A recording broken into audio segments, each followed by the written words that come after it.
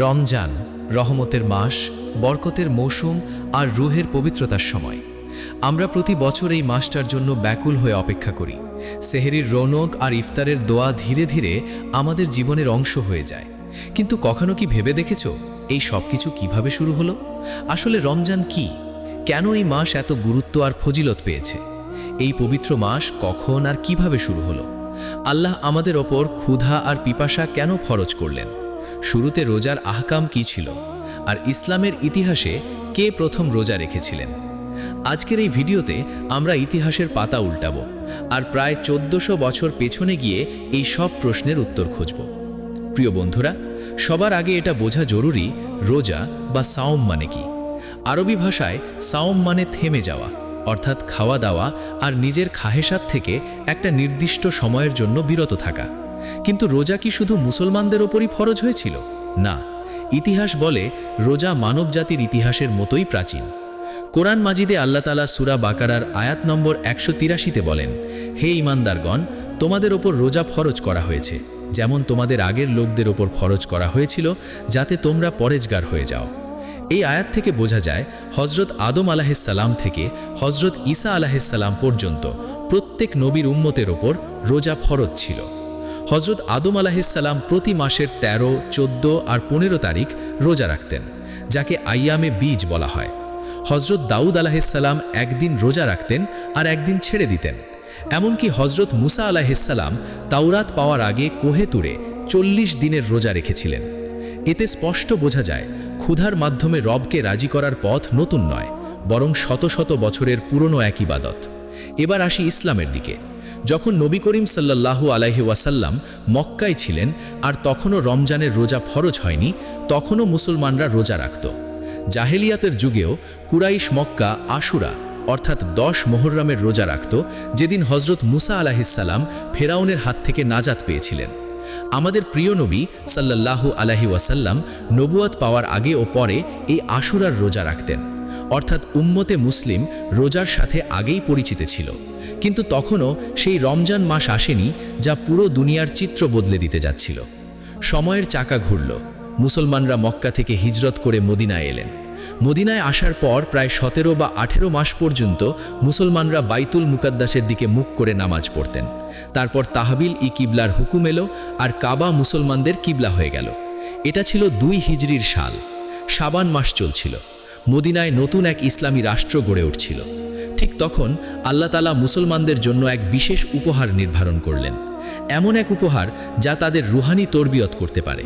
শাবানের শেষ দিকগুলোতে 2 হিজরির ভেতর সূরা বাকারার সেই আয়াতগুলো নাজিল হলো যেখানে রমজানের রোজা ফরজ করা হয়। আল্লাহ বললেন, হে ঈমানদারগণ, তোমাদের ওপর রোজা ফরজ করা হয়েছে, যেমন তোমাদের আগের লোকদের ওপর ফরজ করা হয়েছিল, যাতে তোমরা তাকওয়া অর্জন করো। তারপর বললেন, রমজান সেই মাস যাতে কোরআন নাজিল করা হয়েছে, অতএব তোমাদের মধ্যে যে এই মাস পাবে সে যেন এর রোজা রাখে। এটাই সেই মুহূর্ত যেদিন থেকে রমজানুল মুবারকের নিয়মিত সূচনা হলো। তুমি কি জানো রমজান শব্দের অর্থ কি? মুল্লা আলী কারি বলেন, রমজান শব্দটি রমদা থেকে এসেছে, যার অর্থ প্রচণ্ড গরম জমিন। তাই রমজানের অর্থ দাঁড়ায় প্রচণ্ড গরম। এই নাম রাখা হয়েছে এজন্য যে যখন আরবরা পুরনো লুগত থেকে মাসগুলোর নাম স্থানান্তর করেছিল, তখন তারা সেগুলোকে সেই সময়ের আবহাওয়া আর যুগের সাথে মিলিয়ে নিয়েছিল, যেই সময়ে তারা তখন অবস্থান করছিল। কাকতালীয়ভাবে রমজান সেই সময় কঠিন গরমের মৌসুমে পড়েছিল, তাই এর নাম রাখা হয় রমজান।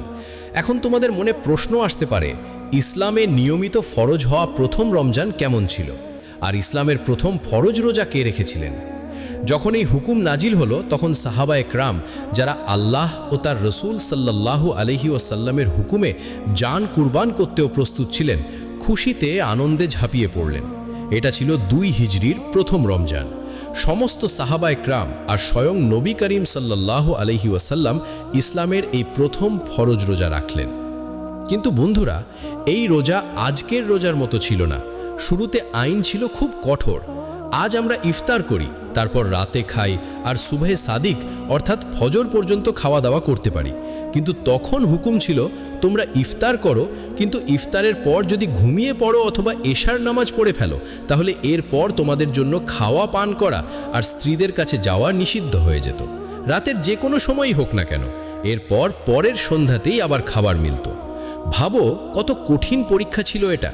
কারো চোখ লেগে গেলে তার সেহেলির সময় শেষ হয়ে যেত। এই কঠোর আইনের কারণে এক বড় আবেগঘন ঘটনা ঘটেছিল, যা চিরকালের জন্য রোজার আইন বদলে দেয়।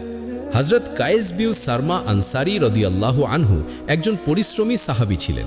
তিনি সারাদিন খেতে কাজ করতেন, খেজুর তুলতেন। একদিন রোজা রেখে কঠোর পরিশ্রমের পর বাড়ি ফিরলেন। ইফতারের সময় হলো।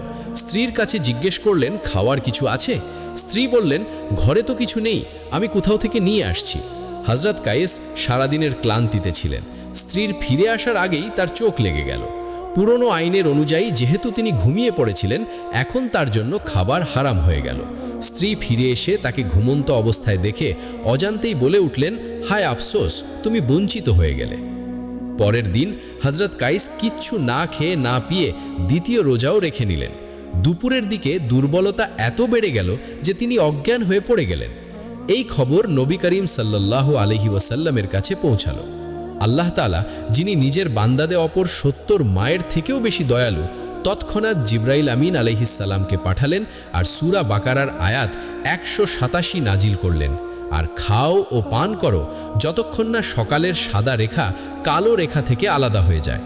সেই দিন আল্লাহ মুসলমানদের অনুমতি দিলেন তারা ফজর হওয়া পর্যন্ত সারা রাত খাওয়া পান করতে পারবে। সাহাবা ইকরামের এতে খুব আনন্দ হলো। ইতিহাসের আরেকটা বিস্ময়কর দিক দেখো, মুসলমানদের এই প্রথম রমজান কোনো সাধারণ মাস ছিল না। রোজা ফরজ হওয়ার কয়েকদিনের মধ্যেই কুফর আর ইসলামের প্রথম যুদ্ধ গাজওয়ায়ে বদর সংগঠিত হয়ে গেল। 17 রমজানুল মুবারক 2 হিজরি। একদিকে ক্ষুধা পিপাসা, অন্যদিকে প্রচণ্ড গরম, আর সামনে হাজার সৈন্যের বিশাল বাহিনী। কিন্তু এরা ছিল সেই মানুষ যাদের পেট খালি ছিল কিন্তু হৃদয় ঈমানে ভরা ছিল। তারা রোজার অবস্থায় তলোয়ার তুলেছিল আর দুনিয়াকে জানিয়ে দিয়েছিল, রোজা মানুষকে দুর্বল করে না, বরং তাকে ফলাদ বানিয়ে দেয়। এখন প্রশ্ন হলো, আল্লাহকে আমাদের ক্ষুধা পিপাসার কি দরকার? প্রিয় দর্শকবৃন্দ, এর উত্তর স্বয়ং আল্লাহ তাআলা কুরআন মাজিদে দিয়েছেন। আয়াতে মুবারাকার তর্জমা হলো, হে ঈমানদারগণ, তোমাদের ওপর একইভাবে রোজা ফরজ করা হয়েছে যেমন তোমাদের আগের লোকদের ওপর ফরজ করা হয়েছিল, যাতে তোমরা পরহেজগার হয়ে যাও। বন্ধুরা, আল্লাহ তাআলা বলেছেন রোজা এই জন্য ফরজ করা হয়েছে যেন তোমরা পরহেজগার হয়ে যাও। কিন্তু প্রশ্ন হলো, সকাল থেকে সন্ধ্যা পর্যন্ত না খেয়ে থাকলে মানুষের ভেতরে পরহেজগারি অর্থাৎ তাকওয়া কিভাবে তৈরি হয়? এটাকে একটা সহজ উদাহরণে বোঝা যাক। যখন হালাল ছেড়ে দিই তখন হারাম কিভাবে করব? আপনি যখন রোজা রাখেন তখন কি করেন? আপনি সেই খাবার ছেড়ে দেন যেটা হালাল, আপনি সেই পানি ছেড়ে দেন যেটা হালাল, আপনি নিজের স্ত্রীর কাছ থেকে বিরত থাকেন যেটাও হালাল। রোজা আসলে একটা ট্রেনিং ক্যাম্প। যখন একজন মানুষ আল্লাহর হুকুমে এই বৈধ জিনিসগুলো ছেড়ে দিতে পারে, তখন তার ভেতরে এই শক্তি তৈরি হয়, সে আল্লাহর হুকুমে সেই জিনিসগুলো ছেড়ে দিতে পারবে যেগুলো অবৈধ। আপনি যখন হালাল রুটিতেও হাত দেন না, তখন আপনার বিবেক হারাম আয়ের দিকে কিভাবে যাবে? এটাই পরহেজগারির প্রথম সিঁড়ি। রোজার সবচেয়ে বড় সৌন্দর্য হলো এটা একটা গোপন ইবাদত। সবার সামনে নামাজ পড়া হয়, জাকাত দিতে গেলেও কেউ দেখতে পারে, কিন্তু রোজা শুধু আল্লাহ আর বান্দার মাঝেই থাকে। ভাবুন, আপনি একা বন্ধ ঘরে আছেন, প্রচণ্ড গরম, পিপাসায় গলা শুকিয়ে কাঠ, সামনে ঠান্ডা বরফ পানি রাখা আছে, কোনো মানুষ নেই, কোনো ক্যামেরাও নেই। আপনি চাইলে এক চুমুক খেতে পারেন, কিন্তু খান না, কেননা আপনার হৃদয়ে এই বিশ্বাস বসে গেছে যে আমার আল্লাহ আমাকে দেখছেন। এই অনুভূতিটাই তাকওয়া। যখন এই অনুভূতি টানা 30 দিন আপনার হৃদয়ে থাকে যে আল্লাহ দেখছেন, তখন রমজান চলে যাওয়ার পরও যখন আপনি গুনাহ করতে যান, তখন সেই একই অনুভূতি বাধা হয়ে দাঁড়ায়। মানুষের ভেতরের সবচেয়ে বড় বাধা তার নিজের নাফস। যখন মানুষের পেট ভরা থাকে তখন নাফস মোটা হয়ে যায় আর গুনাহের দিকে দৌড়ায়, কিন্তু মানুষ যখন ক্ষুধার্ত থাকে তখন নাফস দুর্বল হয়ে পড়ে। সুফিরা বলেন, ক্ষুধা নাফসের অবাধ্যতা ভেঙে দেয়। যখন পেট খালি থাকে তখন চোখ ভুল দেখার আর জবান ভুল বলার সাহস পায় না।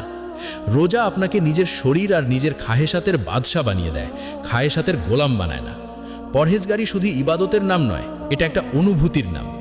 যখন একজন ধনী মানুষ সারাদিন ক্ষুধার যন্ত্রণা অনুভব করে, তখন সে প্রথমবার বুঝতে পারে তার গরিব প্রতিবেশী সারা বছর কিভাবে কাটায়। এই ক্ষুধা হৃদয়কে নরম করে। আর মনে রাখবেন, কঠিন হৃদয় কখনো পরহেজগার হতে পারে না। পরহেজগারি সবসময় নরম হৃদয়েই নেমে আসে। তাহলে বোঝা গেল, রোজা শুধু উপোস নয়, বরং এটা 30 দিনের একটা তরবিয়তি কোর্স, যেখানে আমরা শিখি আমি যদি পানি ছেড়ে দিতে পারি তাহলে মদও ছেড়ে দিতে পারি, যদি হালাল খাবার ছেড়ে দিতে পারি তাহলে সুদ আর ঘুষও ছেড়ে দিতে পারি, যদি স্ত্রীর কাছ থেকে বিরত থাকতে পারি তাহলে ব্যভিচার থেকেও বিরত থাকতে পারি। যে ব্যক্তি এই উদ্দেশ্যটা অর্জন করে প্রকৃতপক্ষে আল্লাহর কাছে তার রোজাই কবুল হয়, নইলে শুধু ক্ষুধা পিপাসা সহ্যকারীদের আল্লাহর কোনো দরকার নেই। তো বন্ধুরা, এই ছিল রমজানের সূচনার সুন্দর দাস্তান। এই ধারাবাহিকতা 2 হিজরি থেকে শুরু হয়ে আজ 1400 বছর পেরিয়ে গেলেও চলমান আছে।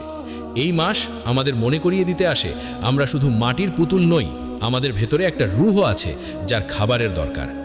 আজ যখন আমরা ইফতারের দস্তরখানে বসি, তখন আমাদের সেই সাহাবাদের কথা মনে করা উচিত যারা খেজুরের আটি চুষে রোজা রেখেছিলেন, যারা বদরের ময়দানে রোজা রেখেই জান কুরবানি দিয়েছিলেন। এই রমজানে আসুন আমরা অঙ্গীকার করি, আমরা শুধু পেটের রোজা রাখব না, বরং চোখ, কান, জবান আর হৃদয়ের রোজাও রাখব। যদি ইসলামের ইতিহাসের এই সোনালী